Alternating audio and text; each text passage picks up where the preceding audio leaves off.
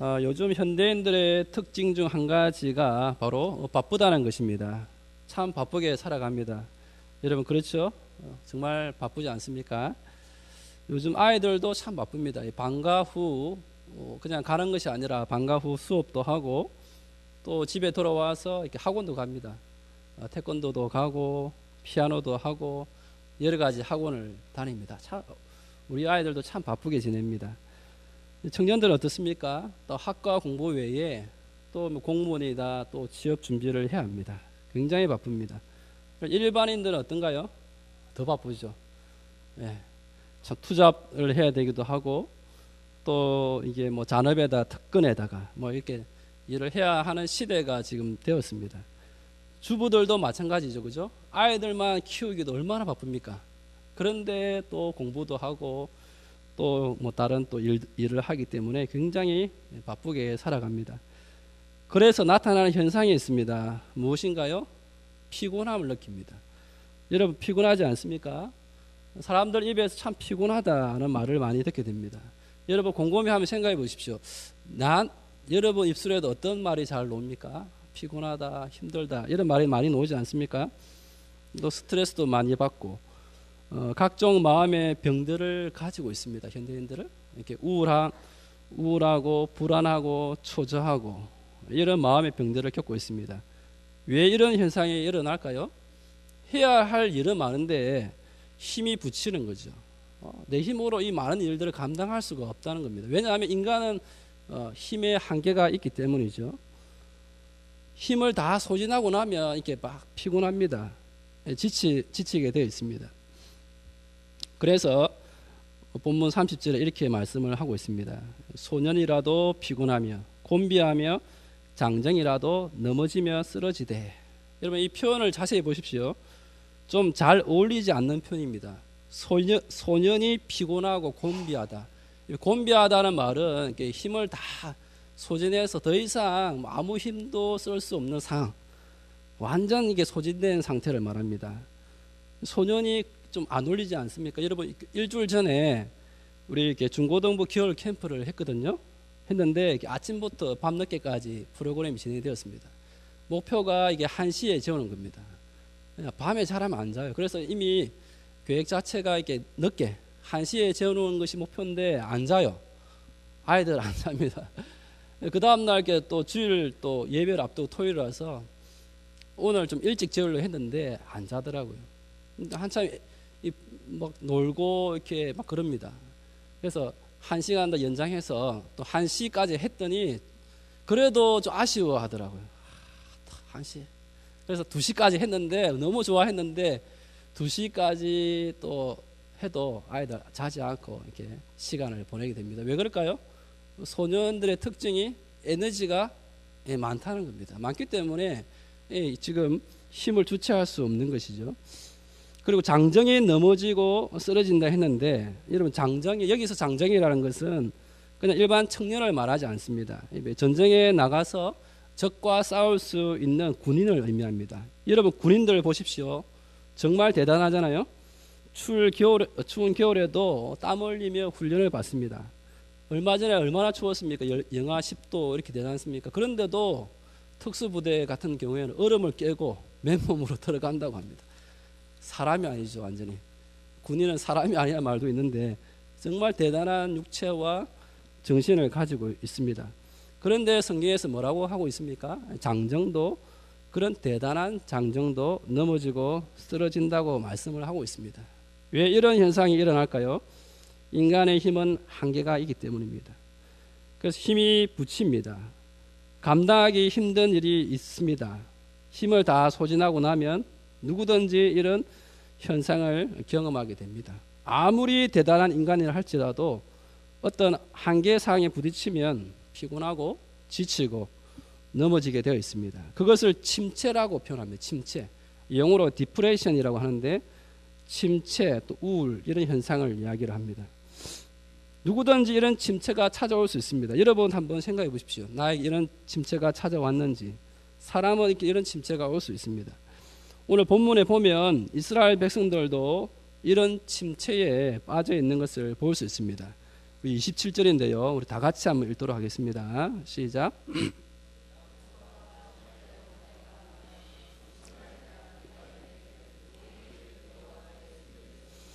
내 송사는 하나님에게서 벗어난다 하느냐. 내 길은 여호와께 숨겨졌으며 그리고 내 송사는 내 하나님에게서 벗어난다 하느냐. 이 말은 하나님께서 왜 우리를 돌보시지 않느냐, 왜 하나님께서 우리에 대해서 침묵하시는가, 이런 말을 지금 던지고 있습니다. 이스라엘 백성들은 지금 자신의 형편과 처지를 원망하고 있습니다. 그런데 자신을 원망하는 것이 아니에요. 지금 하나님을 원망하고 있습니다. 이것을 영적 침체라고 합니다. 이스라엘 백성들은 영적으로, 지금 마음적으로, 육신적으로 침체에 빠져 있습니다. 지금 이스라엘이 처한 상황은 바벨론 포로가 된 상황입니다. 그런데 오랫동안 포로된 상황에서 벗어나지 못하니까 이제는 그들의 힘이 다 소진해 버렸습니다. 그래서 하나님을 원망합니다. 그들은 바벨론 포로 생활을 하면서도 나름대로 신앙을 지키기 위해서 회당을 만들기도 했습니다. 예배를 드리기도 했습니다. 그런데 아무리 생각해도 끝이 보이지 않는 겁니다. 언제 이 포로 생활이 끝날지 전혀 보이지 않습니다. 그러다 보니 그들 스스로가 지쳐버렸습니다. 그래서 사람은 어떤 한계가 보이지 않을 때, 힘이 다 빠지게 되어 있죠. 끝이 보이지 않을 때, 일의 진척이 보이지 않을 때 참 힘듭니다. 제가 농촌 봉사를 갔는데 제가 여러 가지 일들을 많이 해봤는데 농촌의 그 일이 참 힘들더라고요.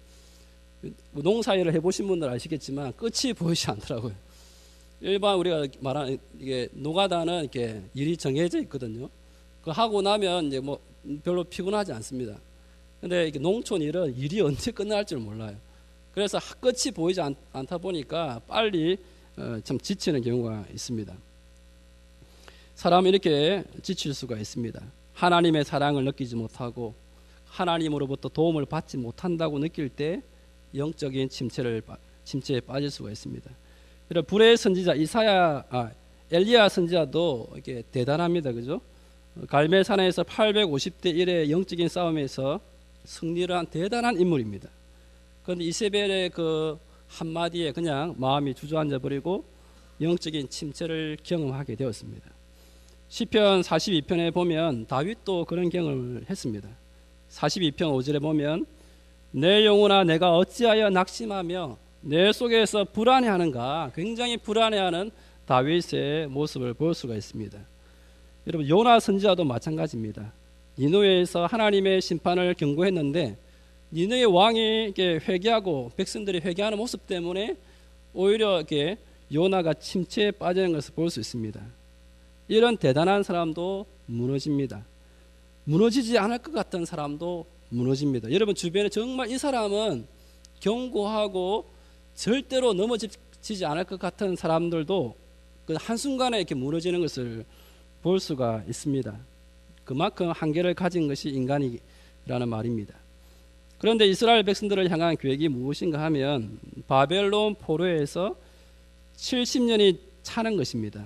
예레미야 25장 11절에 보면 이 민족들은 70년 동안 바벨론의 왕을 섬기리라고 예언을 하고 있습니다. 왜 그들이 바벨론 포로가 되어서 그들을 섬겨야 하는가 하면 이스라엘 백성들의 죄악 때문입니다. 우상을 섬기고 하나님 앞에 범죄했고 또 많은 선지자들을 보냈지만 회개하지 않고 돌아오지 않은 결과 그들은 이방 나라 바벨론에서 70년 동안 포로 생활을 하게 하는 것이 하나님의 계획입니다. 바벨론에서 70년 포로 생활을 한 이후에 다시 회복하시겠다는 게 하나님의 계획과 뜻이었습니다. 사실 오늘 본문의 배경은 이제 이스라엘의 회복이 얼마 남지 않은 상황입니다. 그런데 이스라엘 백성들은 지금 힘이 다 소진해 버린 것이죠. 그래서 하나님께서는 자기 백성을 위로하기 위해서 이 말씀을 전하고 있습니다. 이사야 40장 1절 2절을 한번 다 같이 찾아서 읽어보도록 하겠습니다. 40장 1절 2절입니다. 우리 다 같이 한번 찾아서 읽겠습니다. 시작. 너희의 하나님이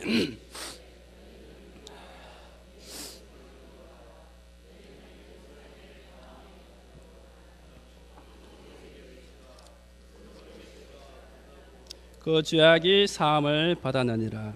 그의 모든 죄로 말미암아 여호와의 손에서 벌을 배나 받았느니라 할지니라. 아멘.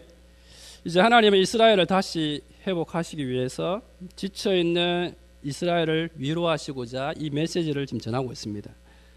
우리가 이스라엘 백성들의 입장에 서서 보면 충분히 그들의 영적 침체를 이해할 수가 있습니다. 왜냐하면 우리도 이런 영적인 침체를 경험한 적이 있거나 또는 이렇게 경험을 할 수가 있기 때문이죠.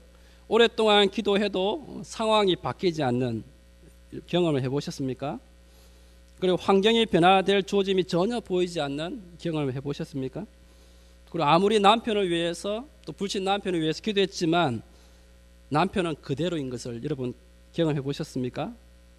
생활의 형편도 나아지지 않고 계속 지속되면 충분히 하나님의 사랑을 느끼지 못할 수가 있습니다. 때로 육신의 질병이 아무리 이렇게 나음받기 위해서 기도했지만 별 차도가 없을 때 저와 여러분들도 영적 침체를 경험했거나 경험할 수가 있게 됩니다. 인간은 한계사항에 부딪히면 이런 경험을 하게 됩니다. 영적이든 육체적이든 심적이든 때론 정신적으로든 침체를 경험하게 되면 피곤하고 곤비해지고 쓰러지고 넘어질 수가 있습니다. 여러분 지금이 이제 1월입니다. 오늘이 1월 마지막 날입니다. 예, 마지막 날입니다. 드디어 내일이면 2월달이 옵니다. 여러분 아직은 힘이 있죠. 아직은 의욕이 넘치죠. 아직은 열정이 여러분 있죠, 그죠? 교사들은 어떻습니까? 아직은 재미가 있습니다, 그죠? 새로운 아이들과 반을 맡으면서 서로 알아가는 재미도 있고 아이들이 말을 잘 듣는 재미도 있습니다. 교사들은 아직은 힘이 있습니다. 그런데 전반기가 지나고 6월달쯤 되면 어떻게 됩니까? 힘이 점점 빠지는 현상들이 나타납니다. 왜냐하면 아이들이 이게 또 시험 기간이다 뭐 이런저런 핑계로 인해서 또 교회를 잘 안 오는 경우가 참 많습니다. 또 그런 것도 있습니다. 아이들이 교사를 이제 좀 6월달쯤 되면 서로 알잖아요. 선생님을 잘 알기 때문에 슬슬 요령을 피우는 아이도 있습니다. 그러다 보면 아이들을 이렇게 교사로 감당하기가 지칠 수가 있게 됩니다. 여러분 직장에는 어떻습니까? 경기가 침체되고 월급이 올라가지 않고 도리어 삭감이 되면 어떻나요? 힘들죠. 진급이 되지 않고 그죠? 회사에서 일할 맛이 나지 않습니다. 또 직장 상사로부터 스트레스를 받으면 굉장히 힘들어집니다. 또 중간 간부도 마찬가지죠. 부하 직원이 또 따라주지 않기 때문에 굉장히 골치가 아픕니다. 누구 하나 빠짐없이 우리 이런 지칠 수 있는 상황을 겪게 됩니다. 지금 이스라엘 백성들의 삶이 그렇습니다. 그때 하나님은 이렇게 반문합니다. 우리 28절 29절인데요. 다 같이 한번 읽도록 하겠습니다. 시작. 28절 한번 다 같이 읽도록 하겠습니다. 시작.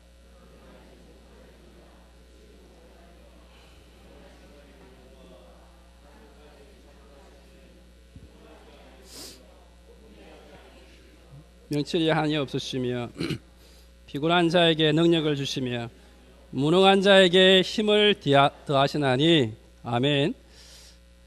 예, 너는 알지 못하였느냐 듣지 못하였느냐 이렇게 반문을 합니다. 그러면서 하나님은 어떤 분이신가? 영원하신 하나님 여호와 땅끝까지 창조하신 이 이렇게 이야기를 하고 있습니다. 지금 무엇을 말씀하고 있습니까? 너 아직도 하나님을 잘 모르니? 이렇게 반문하고 있습니다. 너 아직도 하나님에 대해서 잘 몰라? 하나님이 어떤 분인지 잘 모르겠니? 이렇게 지금 반문하고 있습니다. 하나님께서. 그러면서 하나님은 자신을 이렇게 소개합니다. 영원하신 하나님 여호와다. 하나님은 영원하신 분입니다. 그래서 하나님은 힘이 고갈되지 않습니다. 여러분 하나님은 피곤을 못 느낍니다. 인간은 피곤을 느끼지만 하나님은 피곤이라는 게 없습니다. 그래서 시편 121편 4절에 보면 이스라엘을 지키시는 이는 졸지도 아니하시고 주무시지도 아니하시리로다. 왜 하나님이 졸지 않고 주무시지 않습니까? 피곤하지 않기 때문이죠. 그래서 우리는 끊임없이 하나님을 의지해야 됩니다. 하나님의 도우심을 바라보아야 됩니다. 하나님은 이게 에너지 그 자체입니다. 여러분 에너지가 있고 에너지원이 있잖아요. 하나님은 에너지원입니다. 태양은 계속 열을 발산합니다. 끊임없이 열을 발산합니다. 왜냐하면 에너지원이기 때문이죠. 그런데 그 태양을 만드신 분이 누구냐? 바로 하나님이라는 거죠. 하나님은 에너지 그 자체입니다. 하나님은 절대로 지칠 줄 모르는 에너지입니다. 그리고 땅끝까지 창조하신 이라고 말씀을 하고 있습니다. 땅끝을 창조하신 그분께서는 어떨까요? 저와 여러분들이 가야 할 길도 다 알고 계십니다. 그래서 우리의 장래일도 다 알고 계십니다. 그래서 그분께 우리의 인생을 맡기는 것이 지혜입니다. 그리고 28절을 계속해서 보면 하나님은 피곤하지도 않다고 말씀을 합니다. 곤비하지도 않고 명철이 한이 없다라고 말씀을 하고 있습니다. 하나님의 지혜는 무한합니다. 그래서 로마서 11장 33절에 뭐라고 합니까? 깊도다 하나님의 지혜와 지식의 풍성하며 그의 판단은 헤아리지 못할 것이며 그의 길은 찾지 못할 것이로다. 하나님의 명철은 끝이 없습니다. 한이 없습니다. 그래서 저와 여러분들은 그 하나님께 우리가 인생을 살아가면서 필요한 지혜를 구해야 하는 것입니다. 우리 하나님은 이런 분입니다. 전지전능하신 분이십니다. 그래서 그 하나님께서 29절에 뭐라고 하십니까? 피곤한 자에게는 능력을 주시며 무능한 자에게는 힘을 더하시나니. 피곤합니까? 무능합니까? 하나님께 나아가면, 하나님께 힘을 달라고 하면 하나님은 능력도 주시고 힘을 주신 분이라고 말씀을 하고 있습니다. 여러분, 그러면 문제가 무엇입니까? 이스라엘 백성들이 문제인가요? 하나님이 문제인가요? 이스라엘 백성들이 문제입니다. 하나님은 문제가 없으십니다.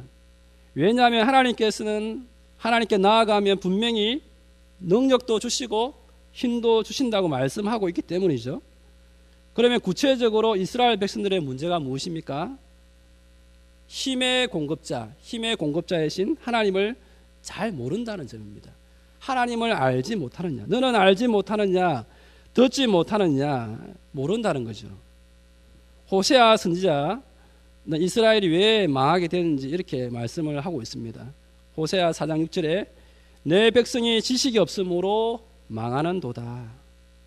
하나님에 대한 지식이 없어서 이스라엘 백성들이 망했다라고 말씀을 하고 있습니다. 이스라엘은 하나님에 대한 참 지식이 없었기 때문에 피곤하고 지치고 쓰러지고 넘어지게 되었습니다. 하나님에 대한 지식이 없어서 침체에 빠지게 되었습니다.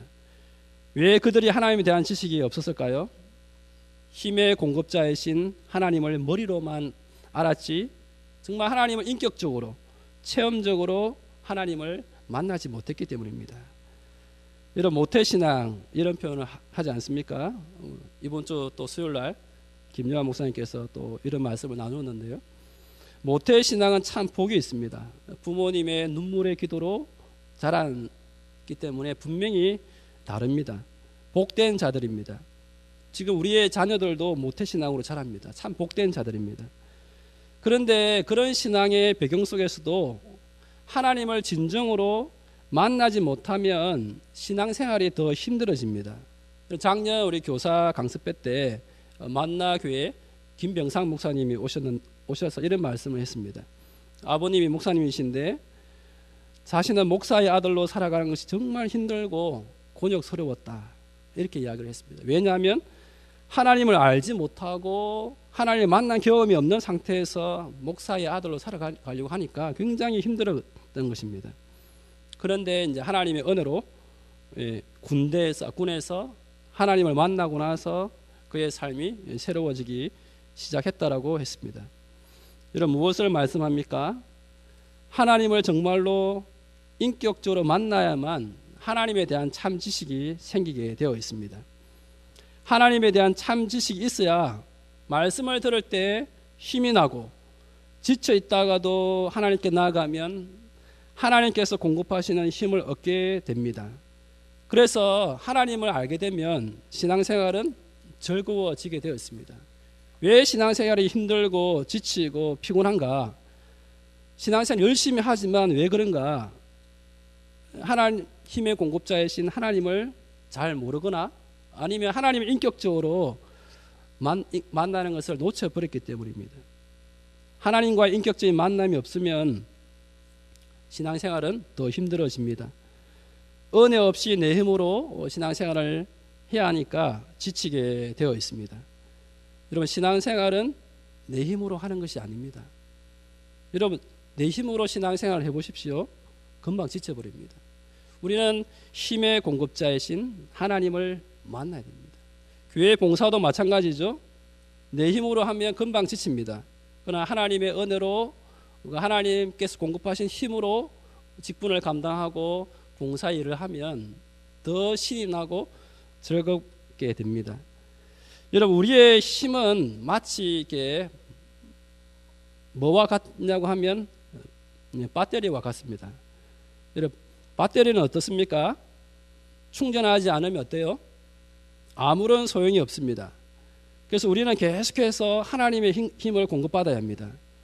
여러분, 휴대폰이 참 아무리 좋아도 최신폰 휴대폰을 가지고 있어도 방전되면 소용이 없잖아요.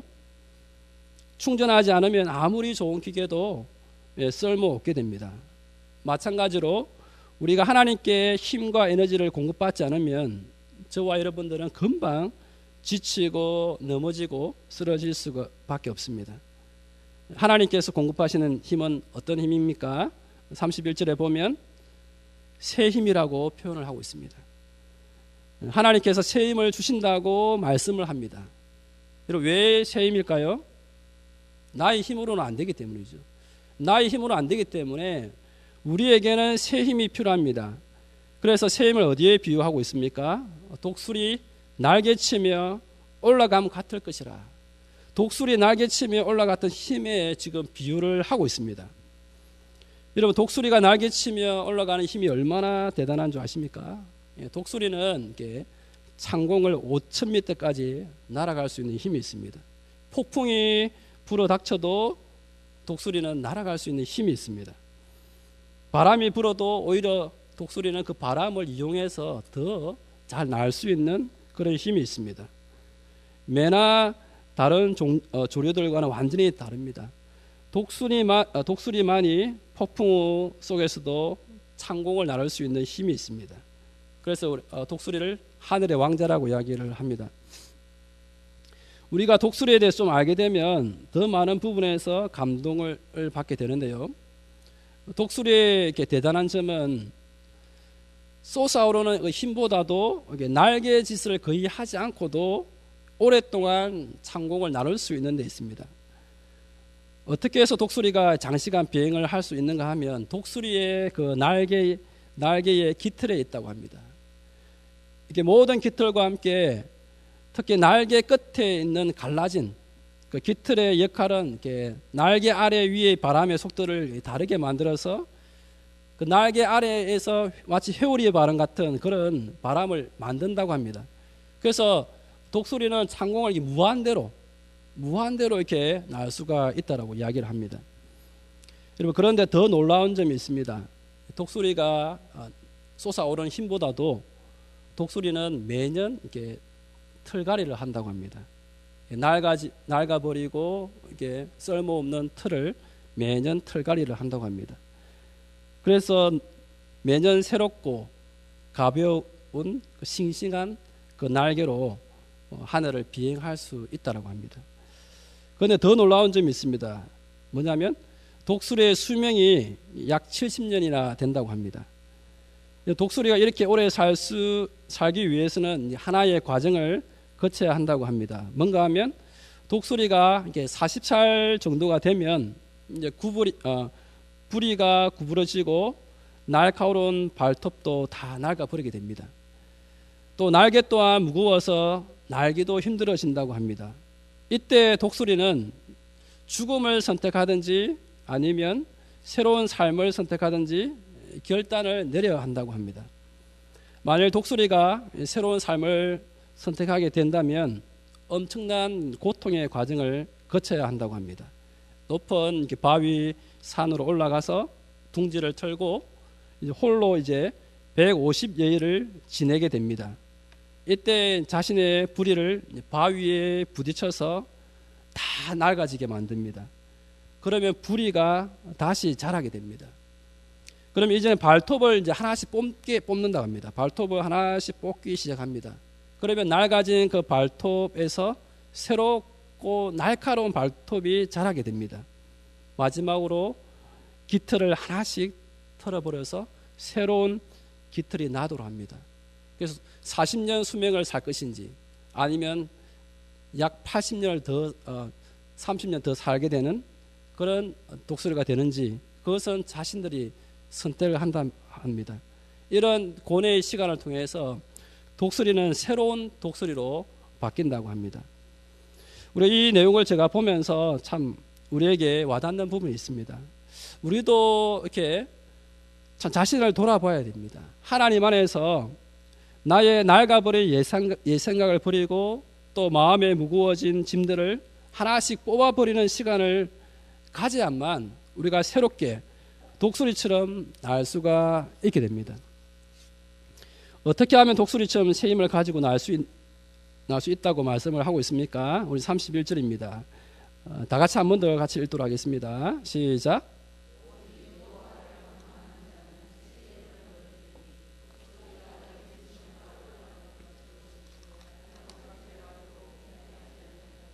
그 피곤하지 아니하리로다. 오직 여호와를 앙망하라. 이렇게 말씀을 하고 있습니다. 다 같이 한번 해볼까요? 오직 여호와를 앙망하라. 오직 여호와를 앙망하는 것뿐입니다. 앙망한다는 말은 여호와를 우러러 본다는 뜻입니다. 하나님께 모든 시선과 마음을 쏟는 것을 의미합니다. 이것은 무엇을 의미하는 것일까요? 나 자신을 바라보고 현실을 바라보고 세상을 바라보는 것이 아니라 하나님만을 바라보는 것을 의미합니다. 그래서 늘 하나님의 임재 속에서 살아가는 삶을 의미합니다. 저와 여러분들이 하나님의 임재 속에 살아가게 되면 우리도 독수리처럼 지칠 줄 모르는 새 힘을 얻게 됩니다. 저와 여러분들이 현재 영적으로나 아니면 심적으로 또는 육체적으로 침체에 빠져 있습니까? 그러면 다시 하나님을 앙망하는 자리로 나아갈 수 있기를 바랍니다.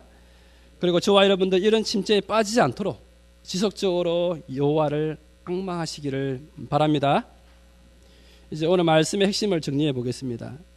오늘 말씀을 자세히 보시면 하나님께서는 지금 당장 지쳐있는 이스라엘 백성들의 환경을 바꾸어 주시겠다라고 말씀하고 있지 않습니다.